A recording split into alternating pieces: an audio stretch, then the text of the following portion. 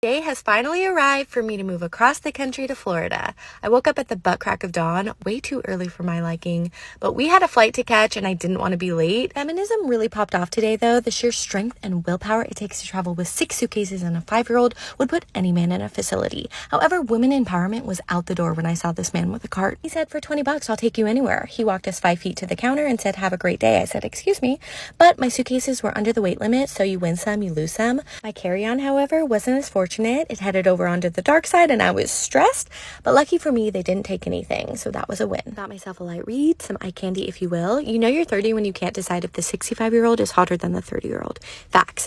But then I went to the gift shop, perused around, got some snacks. Even though I have flight anxiety and will never eat before a flight, I thought, let's take up reading on the plane. But then I remembered any bump would have me seeking the Lord like never before, so I would be busy. This was my total. Ouch.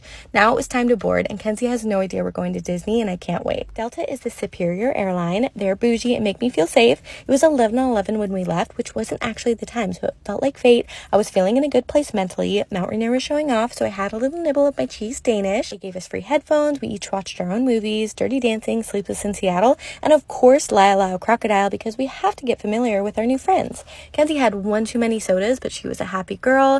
I kept checking the tracker every 5 minutes, but then it was finally time to land. It was the smoothest flight, and I was just so happy to be there. Kenzie almost peed her pants on the plane, but thank God she made it. We hopped on the train to go get our luggage. Got it!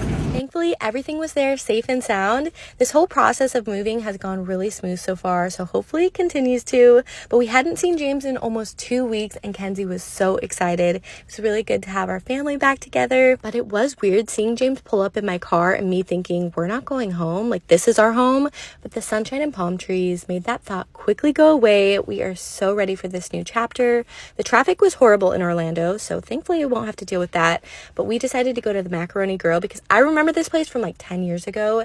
Honestly, delicious. Like if we're talking death row meal, you better believe Italian is going to be on my list. Bruschetta, mozzarella, pasta. It is my love language. And then after dinner for dessert, I thought I would have a slice of panic. Oh my God, what are we doing? I had a slight freak out, and that's okay. I know that's going to happen along the way. We headed back to the hotel. I did my skincare and I was so exhausted. I just needed to sleep. You know your girl was not mentally there using a Neutrogena makeup wipe to cleanse her face after a long day of travel on a plane with germs and diseases. I had zero cares in the world. However, I did put on my serum and moisturizer and I tried to depuff my face. But now it was time to go into dreamland. I had the worst headache getting into bed, but tomorrow's a new day.